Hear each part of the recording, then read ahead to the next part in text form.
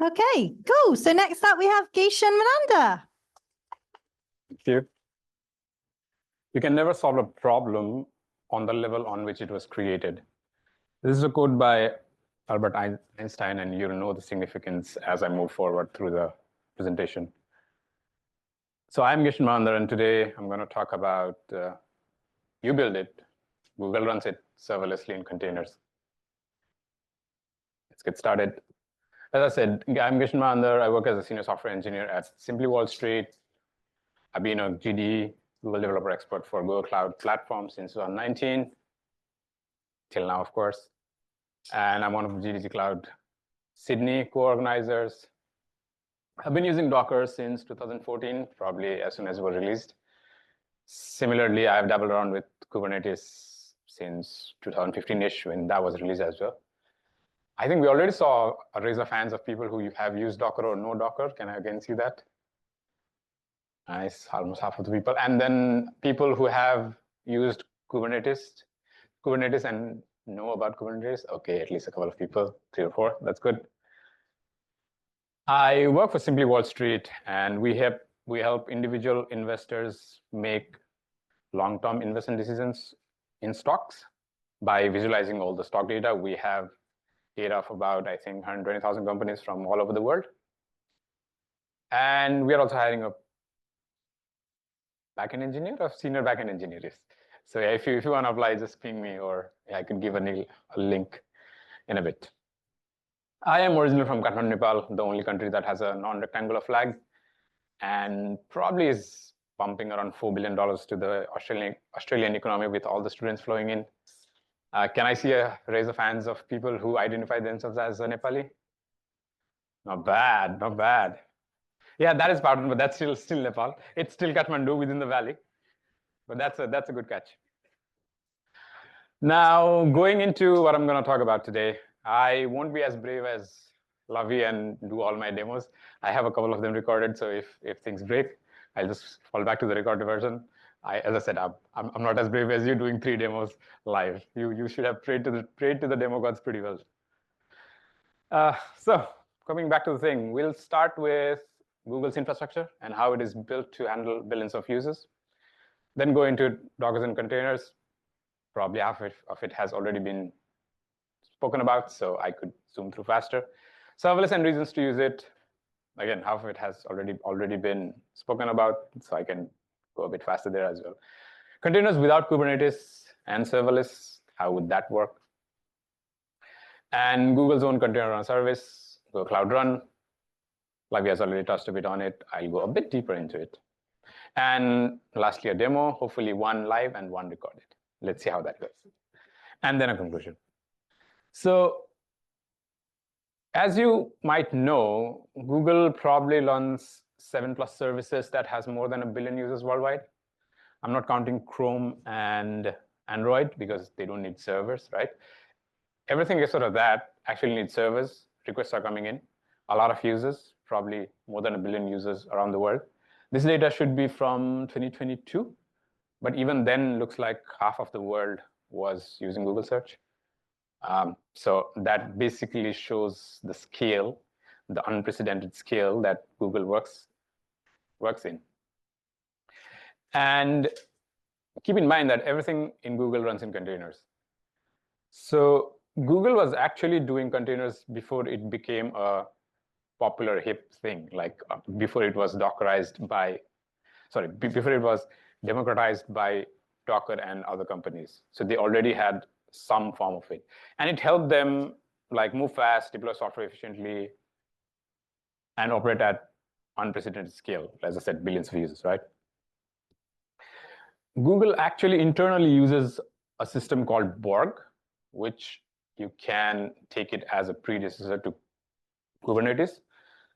Borg's code base, I don't think, is open, but Kubernetes is more like an open source version of Borg, which has, at least since 2017-18, become the de facto container orchestrator, winning the war against products and services like Docker Swarm, Apache Mesos. So these were kind of in the competition till 2017-18, but I guess now the de facto main container orchestrator is Kubernetes. And with all of this, we are talking about the main unit of operation, which happens to be containers. So let's find out what they are. Like we have touched upon it, I'll still add a bit more. So Docker, which is possibly the most popular form of containers everyone knows, says it's a standard unit of software that packages up code and all its dependencies so that you can run it seamlessly across environments. That's basically what it says. So the thing here is, whenever you're shipping a new version, you're not only shipping the code and or the vendor's code, you're basically shipping the whole stack, including the runtime, the proper version, the operating system, and everything. And that's where Docker and or Kubernetes shines. Some other reasons to use Docker and Kubernetes, as I said, the first one, you ship the whole stack, everything goes on every release, on every version. Then it's much easier to scale compared to a virtual machine because it has a lot better resource utilization. By that, I mean, I could potentially run like 100 containers on this Mac without problems, but even if I start 10 VMs on this Mac, it will probably blow up. And you can and will become a bit cloud agnostic with containers. And it's much faster to initialize than virtual machines, as I already said. For instance, one of my previous employers, we moved from AWS to Google Cloud. And I guess that was mostly possible because everything was containerized. So the main thing I think there was just to get the data being moved and the workloads would generally work. And from a developer's point of view, it's very easy to get started and be productive on the first day. By that, I mean, around in 2012, 13, when I joined a company, I had to get the exact version of PHP, the exact version of Solar, the exact version of all the other things, like download them, configure them, and then probably after a day or two, I would be able to work. Compared to that, if I had Docker then, I would potentially be running 2 Docker Compose commands, maybe getting a coffee depending on the speed of the internet, and basically my dev setup is done, right? So those are at least good reasons to run Docker and container. Now, looking at it from a bit of a technical point of view, a Docker file is basically a flat file that says start from here. These are your things that you need to run.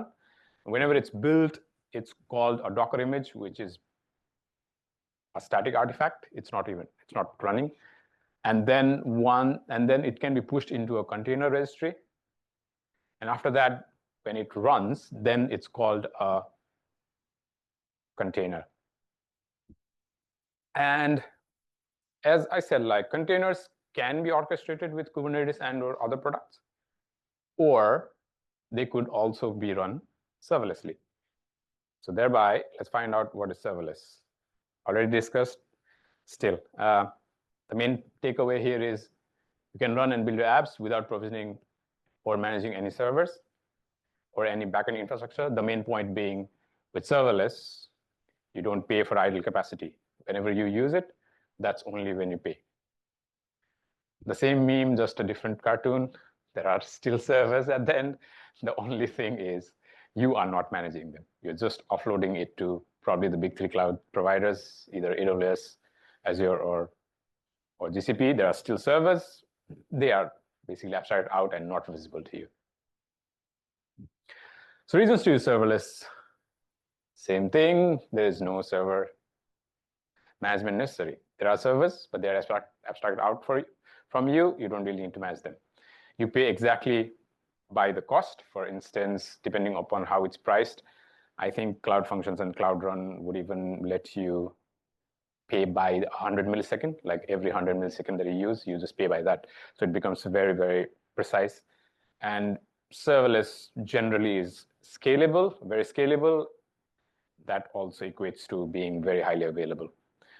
And if your website or app doesn't get a single request for a week, you basically pay nothing. It's much faster to deploy and have a shorter time to market because you are focusing on your code, no servers to manage. It's basically like throwing the code over the wall and then one of the big 3 providers kind of handle it for you. Now, changing gears a bit, To run containers, you could potentially do it serverlessly, but then, as I said, the de facto thing is Kubernetes. Think of your running containers as those physical containers, and the Kubernetes actually being the ship. So the ship actually has the control of where to turn, where to go, right? But Kubernetes is complicated. Very, very complicated. So that's basically a simple deployment. A deployment has to tell a replica set, I need these many replicas. That has to create the pods. And then pods happen to have X number of containers. So a pod can have one or more containers. That's a basic deployment. That's a very basic deployment with Kubernetes.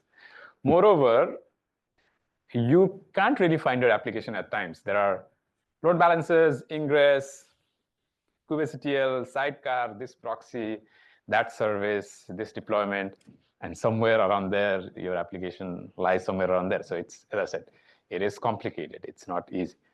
It's a statement. It's not an opinion. Kubernetes is complicated. Similarly, let's say if you have actually learned all of that, then you face with this big, giant iceberg of Kubernetes terms that I don't know if everyone knows. So yeah, on the top, you have things like Docker deployment, whereas you could go deeper to things like service mesh, CRDs, blah, blah, blah, a lot of stuff. The main point I'm making, Kubernetes is complicated, right? So now the question becomes, if Kubernetes is complicated, even though it is the de facto way to run containers or orchestrate containers, then can we be on the cloud and be using containers, but without Kubernetes? So where you would focus on your application code and your business logic and your app and run your containers without Kubernetes. Let's say if there is a need that your application is complicated enough, you have a way to go and actually use Kubernetes later. Because you are running containers, as long as they are OCI compliant containers, Docker or not, whatever, it could be just run on Kubernetes, your Kubernetes cluster or a managed Kubernetes cluster, right? But you could potentially start without Kubernetes.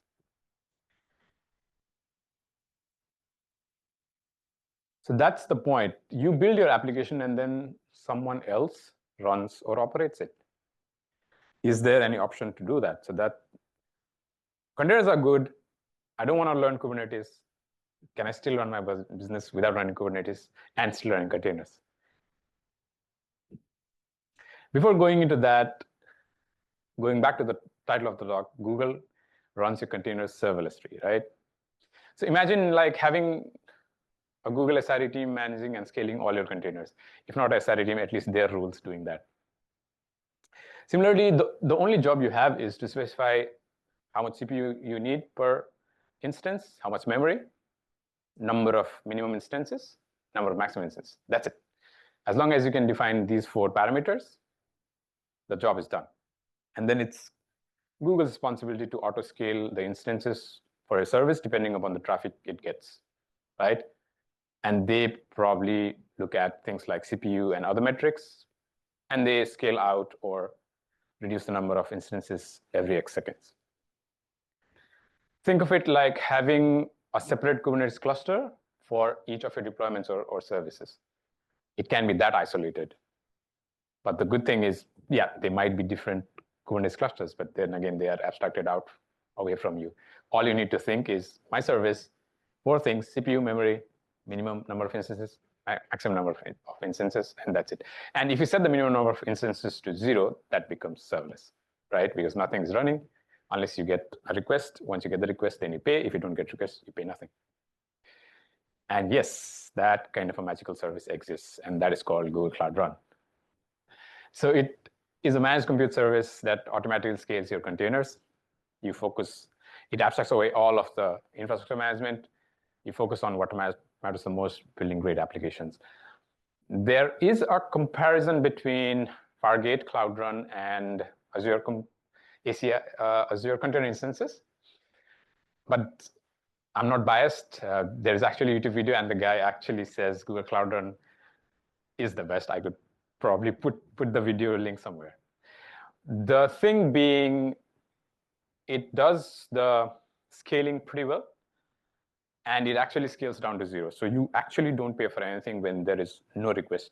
Whereas Fargate and Azure Container Instances I think, lacks one of these two. Either doesn't scale down to 0, or you need to pay for something even if you're not using it.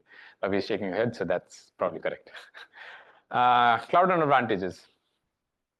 You don't really need to learn a new language or a framework. Nothing against functions, but if it's functions, you are already limited to the number of languages that they provide. And let's say if you are, I don't know, let's say if you are used to Rust, for example, right? You can't really use it in a function as a service unless they provide it. Or let's say you want to use a specific version that has just been available. Unless their runtime updates, you cannot use it for function as a service. But for containers, for Cloud Run, because it's containers, so you could use, like, for example, Node 20 is released yesterday, you could use it from today. You don't need to wait for Google or AWS to include it in their stack. And it's serverless and fully managed. By that, I mean scales up when there is a lot of requests, and then scales down to 0 when there's nothing, every 5 seconds. That's very good. And then you get other things like HTTPS URLs out of the box. Pretty easy. I'll probably show this in the demo. No need to like configure any SSL certificates or anything. It's just out of the box. You just get it. Similarly, you can manage traffic by percentage and set concurrency per instance. For example, if it's a function, by default, it will be 1. Once you get a request, it will serve that and then die. That's basically function as a service, right? But here you could say, I want this container to get 80 or like, I don't know, 1,000 requests and then only die. So it's still serverless containers, but you can control the concurrency and the number of requests that it would get. Managing traffic by percentages, if anyone has used feature flags. Has anyone used feature flags here? Yeah, so you kind of get the idea. You could say, like, I want to do an A/B test, 50% traffic gets the version 1.1, 50% traffic gets the version 1.2. That's a configuration in the UI itself. If you had to do it with Kubernetes, probably you are wrangling with Istio or some other service mesh. But with Cloud Run, just a configuration when you deploy, that's it. So you can do these kinds of things, as well as if you tag, there's a feature called tag, and with every tag, it gives you a different URL. So you could test something on production without anyone else knowing, because you have a completely new URL for that particular version. With the introduction of things like Cloud Run Jobs, which is basically cron jobs on the cloud, and there's a lot of integrations. You can even now run sidecar containers, health checks, the usual rollout thing on Kubernetes. Like, let's say if you have 3 containers and you are deploying, only after the first container is healthy, it's going to send traffic to it, whereas keeping the 2 older containers alive. So that's one of the things that is useful with health checks. It can talk to a Google Cloud Storage bucket. A very odd example, but let's say if you want to host a static website with Cloud Run, the only thing that you need to do is you need to update your files on the Google Cloud Storage bucket, and those would be updated. So that's also possible with volumes and stuff.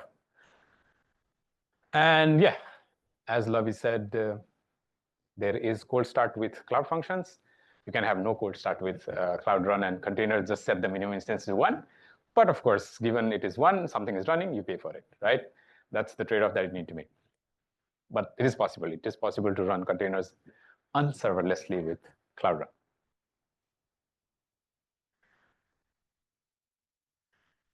Yeah, this is a quote from Nick, who works for Halfbrick Studios. Before that, how many of you have played the game Fruit Ninja? How many of you have played the game Jetpack Joyride? Probably some of you. Yeah. So both these games were or are made in Australia. I think they are in Brisbane.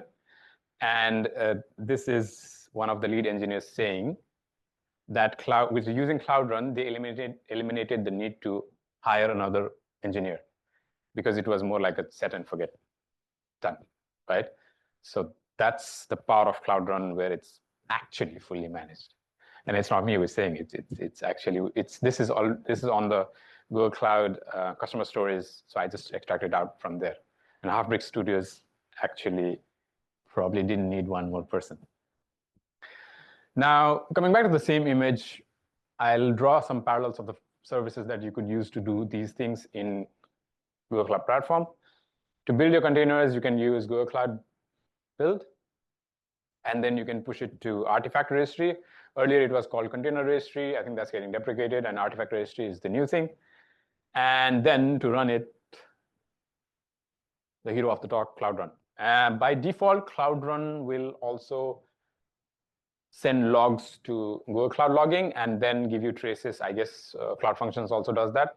Basically, Cloud Functions Gen 2 is Google Cloud Run, and then just a layer on top of it, right? So by that I mean, let's say if you have a Node application and you're doing console log, it's going to come on the Google Cloud Logging without anything out of the box. I guess we already saw that in the demo. As well as it could talk with your Cloud SQL, your PubSub, your cloud storage, basically any of the Google Cloud services. Time for demo. Prayed well to the demo gods. Let's see if I can do this. So when I click this, it basically goes here, and I'll show you one of the ways of deploying Google Cloud Run, how easy it is. You don't need to do anything, just click a button and say yes, yes, and that's it. So as I want to deploy, I am going to say, I'm going to trust the repository. So nothing there. It's a Node.js app with a Postgres database. The code is already on GitHub, public. And what I'm trying to do is I'm trying to deploy it on Cloud Run. So first thing it's going to ask me, I think, would be let me authorize that first. First thing it's going to ask me would be, after it clones the project, clones the code, would be the project, which in my case, really, I would say this, and then I would choose US Central by default. Of course, I'll need to select a region, and that's what I'm going to do next once it finishes this.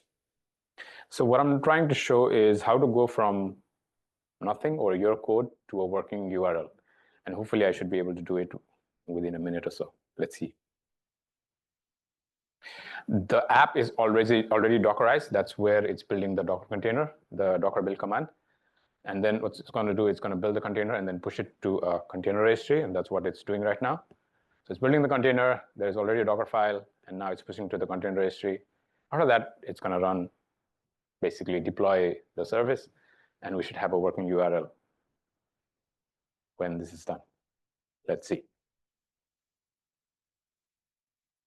So till this point, no commands to type, nothing to remember, only click a button, and it works. Of course, you can do a full-on CI/CD pipeline if you like, but I was just trying to show how easy it can be to deploy code to URL within a minute. Fully scalable. I could potentially give that URL to anyone, and then it works, depending upon how I put my configuration of the minimum and maximum containers. Plus, given my database also supports all of those connections, it should scale for thousands or hopefully millions of users. Another demo that I'm not going to run live. This is the thing that I showed. I'm not going to do live, but I'm going to show is this, where a code, the code is deployed even without Docker. So what's happening here, if I can pause this. What's happening here is I did a similar thing. The only main change here is source dot. So deploy, and the source is here in this folder. And there is no Docker file, right? There is a thing called build packs, and there are build packs for Java, Node, Python, and other languages. I don't remember all of them. And with that, it's just going to create the container on its own automatically and then deploy it and then give you a URL. I have basically sped this up by 2 or 3 times. So if you go and do it, probably it's going to take 1.5 minutes or 2 minutes for you. But this is just a sped up video. You don't even need to learn Docker if you don't want to use Docker and containers. Just throw the code to Google Cloud, and they'll figure it out with build packs. And then same thing, go deploy, give you a URL, working. So that is another thing. As I said, I'm not as brave as Lovey to do both the demos. And yeah, so there are Aussie companies using Google Cloud Run. Again, all of this comes from Google Cloud's official customer stories.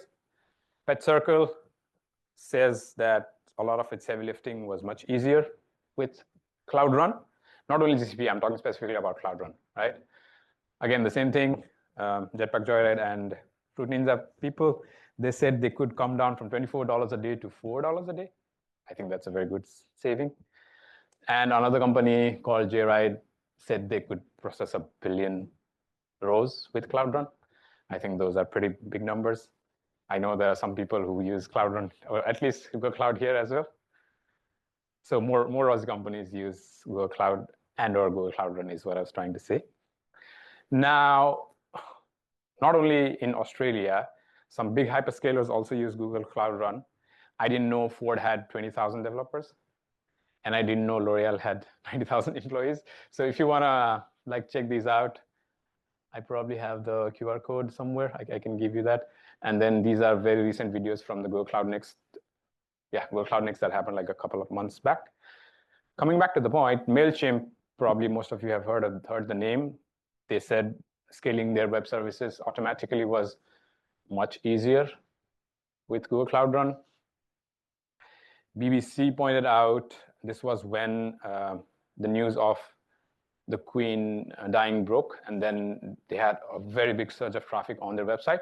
So they basically said that they could process 3 billion log lines in a day, and then it scaled from like 150 to 1,000 containers pretty seamlessly. No downtime, probably no big downtime. I don't know exactly the case, but just the amount of scaling and the time it took to scale was impressive, I would say. The second largest bank in Germany says they could save 90% of their cost and reduce the toil by 70%. And I looked at their website, they do make profit of 3.2 billion euros and have 32,000 employees. So these people are using Google Cloud Run. Coming back home, you don't really need to be a hyperscaler. Even our side project is also using Google Cloud Run. This is mostly on Google Cloud Run, and this thing aggregates jobs from 70 odd companies. Probably Prezi is there as well. I don't remember. Maybe it's there, maybe it's not. And yeah, with this economic environment, if you're looking for a job aggregator, especially focused on tech, you could try that out. That's the QR code if you want to scan. I think, and then I'm towards the end. So the top 3 takeaways for today. Use containers. They are good. But use Kubernetes only when you need it, and probably only when you have at least a couple of people in your platform stream who know how to manage it properly. Serverless is useful. That has been the whole theme of the evening.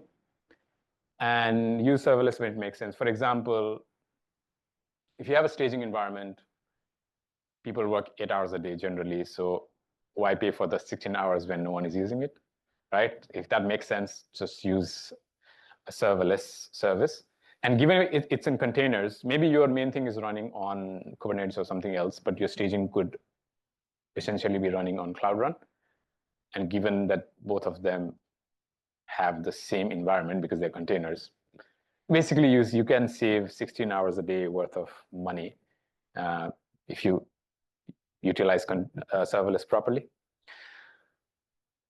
Yeah, and the last thing is, scaling, let the big three people handle it because they know how to do it. They have billions of users. I have not worked on any app till now that has billions of users. So coming back to the point, if you can offload your scaling problems to one of the big 3 cloud, why not give it a shot? Thank you. If you have any questions, open for questions. Yes, there's a question there. I don't know if we have a mic. Can we use Google Cloud Run on-prem? Okay, I think there was something called Google Cloud Run Anthos, but I'm not sure if it's still being supported or used. But there was something called Google Cloud Run Anthos. I think that was a on-premise kind of a version, but I've not heard of that for at least a year now. So I'm not sure if they discontinued it or something. But if you want to do that, probably you want to look at something like Knative, which is you could run serverless things on your Kubernetes cluster.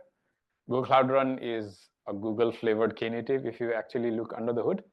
So yeah, if you want to run serverless workloads on Kubernetes, if you already have running Kubernetes, you could look into Knative, because as I said, Google Cloud Run is like a Google painted Knative. No, the main purpose was to use serverless on-prem, if possible.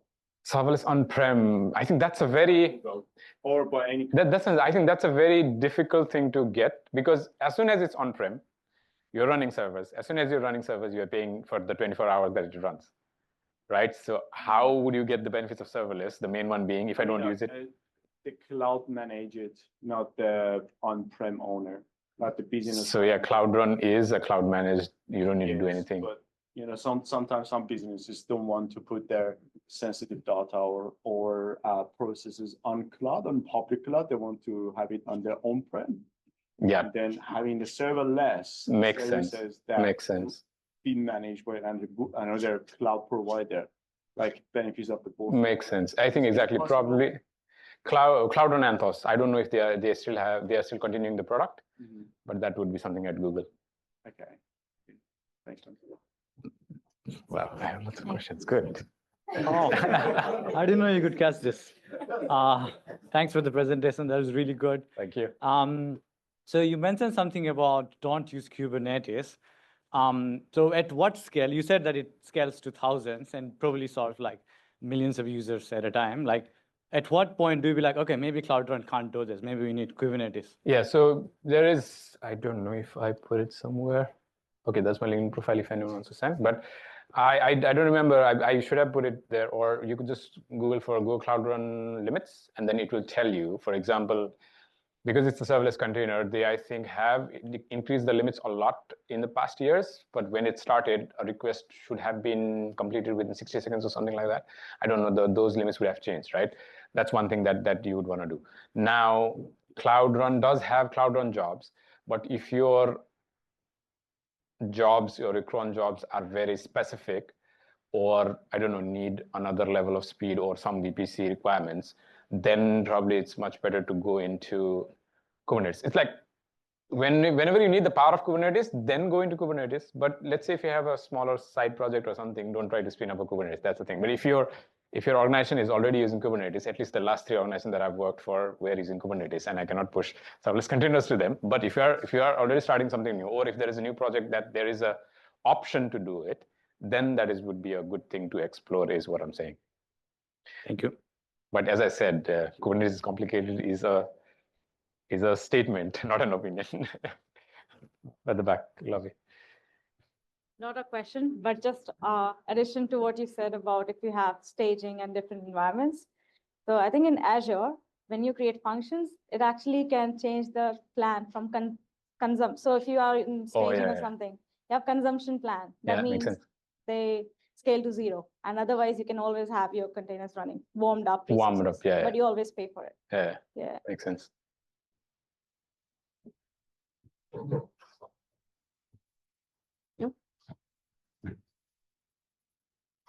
What kind of circumstances do you think serverless is cheaper? And what circumstances do you think that not using serverless could be cheaper? Nice. So if you have like bursty traffic, I don't think serverless would be cheaper, because then you pay for what you use. For example, if I am an e-commerce shop and then I know I'll get like 3 or 4 times the traffic for Black Friday, serverless is gonna surely be expensive, right?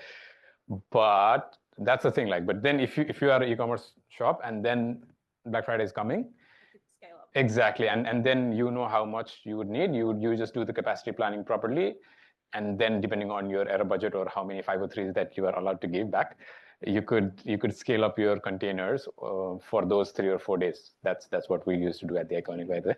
So that's what I'm saying. But if it was serverless, then yes, the cost would go over the roof, because those 4 days, crazy traffic. So that would be like, but let's say if you are a B2B SaaS and your traffic is very, very predictable, I mean, using Kubernetes or some serverless option, there might be some differences. I don't know, 5 to 10%, but it fluctuate too much. Exactly, bursty traffic. Going serverless, or is it worth just trying to estimate? Because serverless can be more expensive sometimes. I would, at that point, very good. That gives me an option to show something. So if that was the case, what I would do would be actually run things on production. And then if I wasn't Google Cloud, or if the thing wasn't Google Cloud, I would basically look at the numbers of how much I pay for Kubernetes and how much I pay for something like Cloud Run or anything serverless. And given this thing, okay, I don't want to do this. Given this thing actually gives you a breakdown by the day and service. Can you please go on the side? Yeah. So I can group by, date and service, right? So yeah, I could do a 50% traffic split. Look at this, look at the numbers, and let the numbers decide. Because it's always easier to discuss with numbers on hand. Any more questions? Yes. I'm interested what the typical cold start would look like with Cloud Run, and if there's any ways to mitigate it besides having a minimum run of one. Yeah, at that point, like the general container best practices would come into play. Make your container small, make your unit processor run faster. Those things would come into play. I think it's just the general container things. But yes, if your application is latency sensitive, yeah, keeping one warm instance, I don't think won't hurt. As far as I remember, there are some configurations as well, something like a CPU boost that you can give to containers so that when it starts, they get more CPU and then they start off faster. So there are some knobs and levers you could pull. But again, it's the same thing, again, depending upon your appetite for latency and errors. I mean, it might be advisable to just have 1 or 2 minimum instances running. Yes. Oh, that's question for me. And is it possible to have, thank you. If you are looking at that, is it possible to have virtual machines on-prem or on clouds for or predicted traffic, but whenever, like, as you said, Black Friday happen or any other boost of traffic happen, just trigger serverless? Is it possible from virtual machine? Could be. Run the codes on serverless. But then I think that's the thing. As soon as you're talking about on-prem, I'm thinking of someone racking up stuff. that's how I think of on-prem. Maybe there are other layers onto it. For example, I don't suppose even the big three would have all of their data centers by their own. There are surely some other layers that handle it, right? But generally, when I think of on-prem, there isn't a cloud. You're renting a box somewhere. Maybe you're not racking it up, but then you're renting a box somewhere. That's on-prem, unless you want it within your premises. That's a completely different story, right?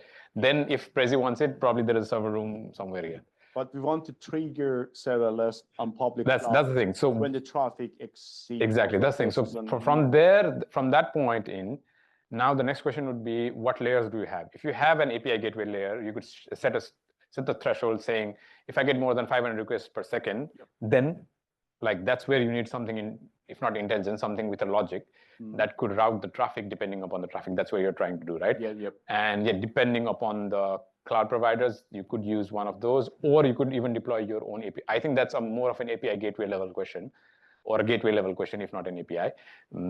That the gateway has more rules than general stuff, and then it could divert the traffic. What's the Google gateway for that? I don't know if you want to have a look at, there is an open source gateway called Kong. So you could Kong, K-O-N-G.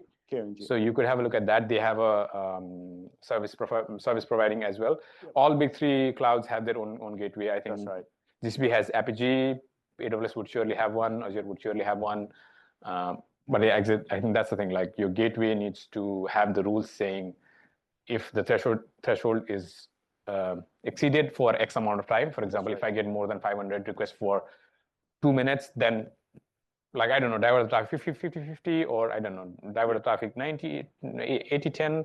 And I think those are the rules that could be best done on a gateway or some service mesh level. Okay, great. Thanks, Arun. Thank you. Sorry, just to answer to that question. There have been tools created a while ago, like Docker Cloud had a thing which ran on premise. You could run your Dockers, you could log in remotely, you could see all your Dockers. Great, whole thing tanked. There just wasn't a demand for like a small scale on-premise cloud that you could deploy easily. Docker tried and failed. There are bigger scale ones like Azure Stack. They can run hybrid mode. You can go to like IBM and buy something really niche cloud private. Kubernetes, you run locally and in their cloud. But it's really niche use case. You're talking about like a big healthcare firm that for regulatory reasons got to run something local.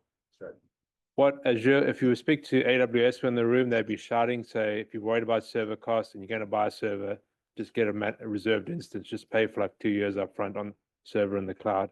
It'll make your life so much easier.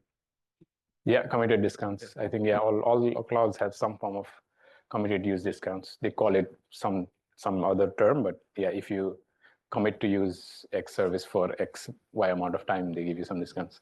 Yeah. Probably that's the last question, or if I have any more. One more.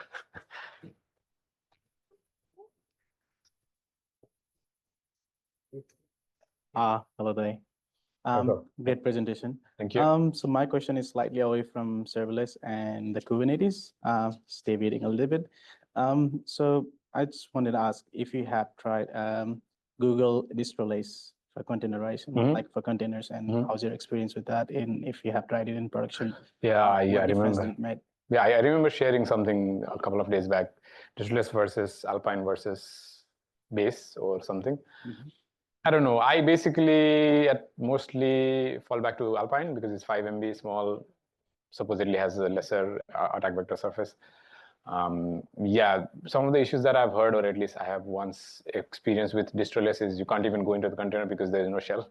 No. So yeah, I mean that depends. That depends upon, again, your security requirements and yeah, your appetite for what you want to do. But yeah, like, was it Base, Scratch, or Alpine, or like Serverless? Depends upon the team and what security measures that. Yeah, probably Serverless is better because there's no shell, no one can actually go in, so lesser attack vector. But then if you want to debug, you can't go in as well, right?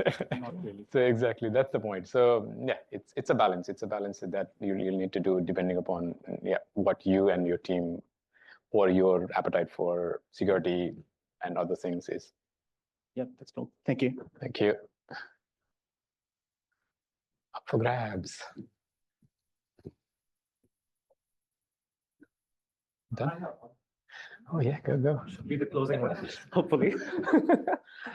So if it's in a hybrid cloud setting where you want to have a bit of more control over, server limits and stuff, is that when we can suggest not to use serverless? That's a kind of question. I mean, my first question is like, what is serverless in that context? Yeah. Because function as service is serverless. S3 can be serverless if you count it as one. Google Cloud Build could be serverless. But generally, like what people understand with serverless is function as service. So with that, if it's a hybrid cloud, generally there is a parallel, like the popular ones already have a parallel service. So I guess like, even if it's a hybrid cloud, let's not even go to hybrid cloud. Let's just go into you having your code in 3 regions. That's already complicated enough, right? Yeah. Maybe it's still AWS, but one is in the US, one is in Europe, and one, let's say, is in Singapore. It's the same question again, right? Yeah. So I think it's not a hybrid cloud or a serverless question. It's like, do I need my application to be running in physically different places, because that's what's actually happening? Or maybe it's not actually physically different, or the same data center could have 200 AWS machines and 200 GCP machines, maybe, I don't know. But like, as soon as you think of that, then it's more like, it would be the same problem if you have multiple AZ as well, like availability zones as well. So I think that's one level higher than serverless or not question. Sure. That answer. Cool. Thank you, everyone, so much for coming tonight to our Cloud Heads event. Yeah, just wanted to say again, thank you so much to Prezi and the team for hosting. And just one more round of applause for our 2 amazing speakers, please.